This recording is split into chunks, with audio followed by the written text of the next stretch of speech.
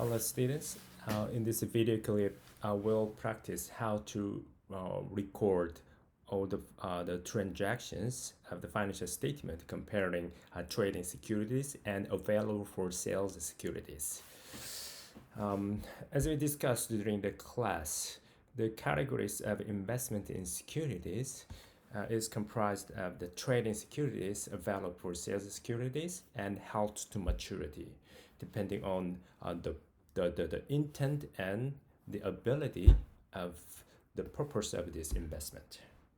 So definition of a trading securities is to sell in the near term, but the available for sales is not classified trading securities nor the held to maturity securities. Trading securities is the current asset because anytime the company want to sell, they can get the cash back. And then a value option is fair value option in trading securities. The fiscal year end, the value of these trading securities must be updated along with the market value of these the trading securities. Unrealized gain at the fiscal year end definitely will record in the net income in the account of unrealized gain, other gain, or other revenue if there is the dividend or interest. And then the cash flow of the trading securities is operating cash flows, because anytime the company want to get it back in cash in the near term. Okay, so here let's get started. For the journal entry, transactions intended purpose is trading securities first. On June 18, 2016, Apple Inc. buys 5,000 shares of Intel stock for $20 per share, paying $100,000 cash. The Apple Inc. records the purchase of the investment at cost. Here, trading securities.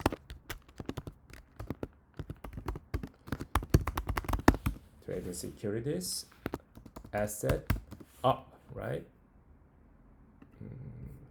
There's asset up, right? And then cash out 100,000. Sorry, here, just look at link. Then on June 30, Apple Inc. receives a cash dividend of $4,000 from Intel. So Apple Inc. records the dividend revenue, which is other revenue part, right? First, the cash received, 4,000, and dividend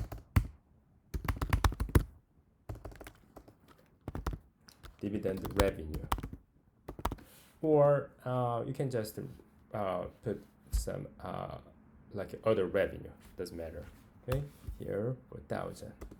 Okay, then finally the fiscal year end, the September 30th, 2016, the fair market value, which is the stock price at the end at the closing price of at the fiscal year end, the September 30, was $110,000, right? $110,000. It is increased by 10% from purchase price of the total amount of $100,000. Okay, so how do we increase the trading securities value?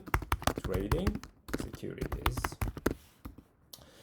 Never put $110,000 here. Why?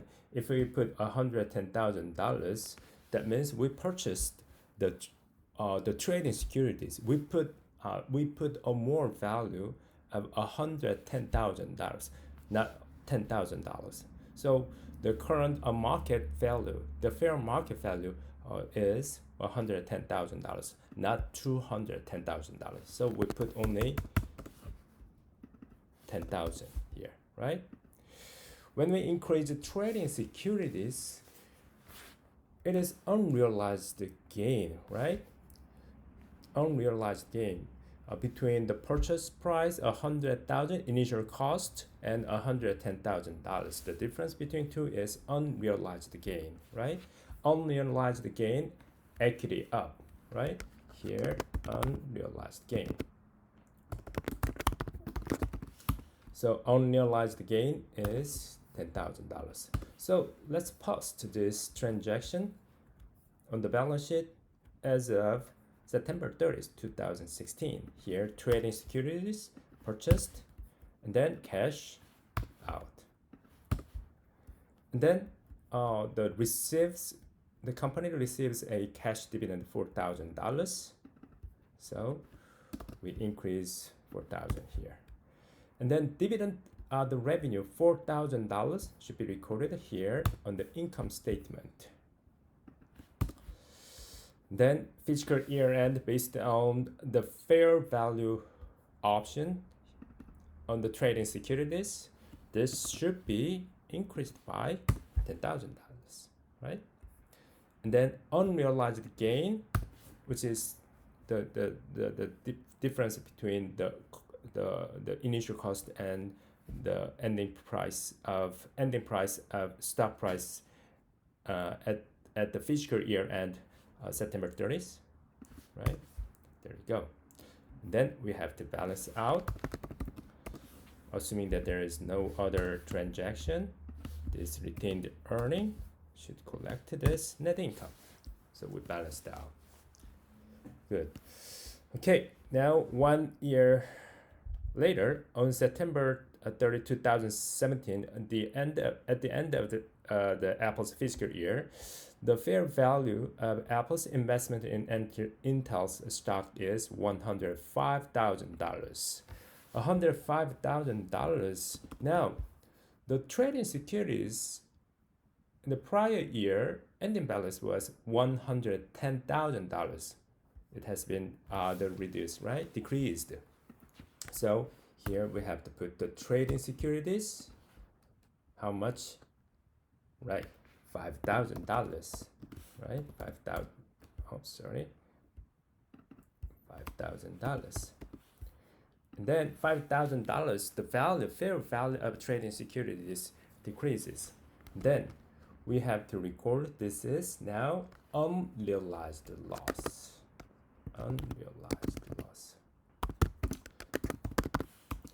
Then this amount will go right to the income statement.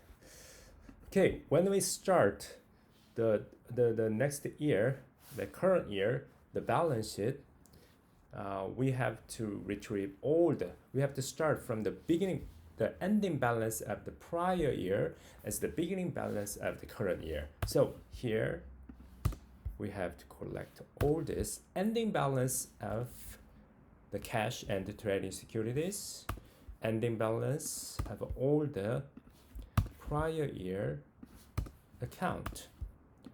That is the starting point.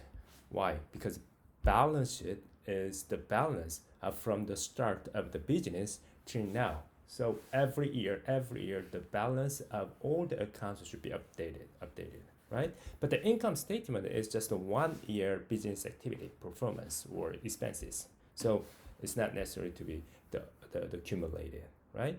But all the net income, including all the business activities starting from revenue or other all the expenses, now comes down to the net income, right? This net income goes to retained earning. That's why the income statement items is the retained earning, the equity account. Okay, we discussed the scheme or connections many times during the class. Okay, that's the starting point. Beginning balance, ending balance of the last year, and the beginning balance of the current year. Now let's post this journal entry to the balance sheet and income statement. Unrealized loss, because the price went down, and then trading securities $5,000 must be reduced, right? So the net income, assuming there's no other transaction, and then retained earnings should be now reduced. So the total asset and total liability, equity balanced out. Now, Oh, finally, the Apple Inc. sells its Intel stock on June 19th, 2018. During the 2018 next year, how much was that? $107,000. Now, the Apple makes the following journal entry. Okay, let's start from the easy one. The cash, how much received? Right, $107,000 is cash receipt because it's the selling price, right? And then cash, and then here trading securities. Trading securities is no longer on hand, right? No longer on the balance because they sell. The Apple Inc. sold these shares. So trading securities, how much is the trading securities? Always the balance, right? Original cost. We have to remove original cost so that we remove this remaining balance of the trading securities. So how much is that? Right, always the book value of the last year, right? Last year.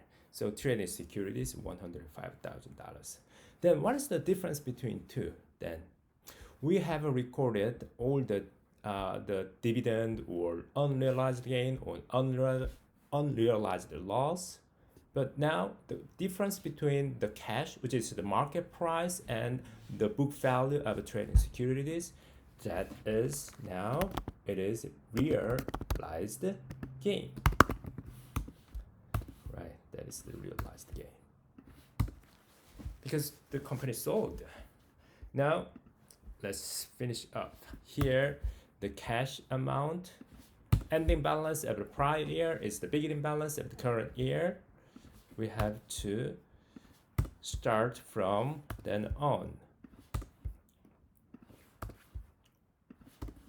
Okay, now let's get started. Here the cash up because the company sold the stock, and then the trading securities removed because the company sold the stock, and then realized the gain. Now do you see we have now unrealized gain before selling. Now when we sell the stock, the difference between the market price and the book value of the stock on the balance sheet is the realized gain. Here 2,000. Okay, that 2,000 goes to the retained earnings. Okay, and then we balance that out. So the point of this the exercise is how to record all the transactions of the trading securities is depending on the purpose of the investment. In the trading securities, we follow fair market value option. Every fiscal year end, even though the company doesn't sell the stock, we need to update the value of the stock along with the fair market the price. So we updated this the trading securities book value as well, right? But when we sell the stock, if there is the gain, the difference between the market price and the book value, we have to now record the realized gain. Okay, the reason why we can use this unrealized gain or unrealized loss on the income statement is that because we assume that anytime when we want, we can sell this stock because the purpose of this investment is trading securities classified in a very short-term investment. Okay, so see you in the next video clip, and we are going to cover this available for sale securities. You guys, bye bye.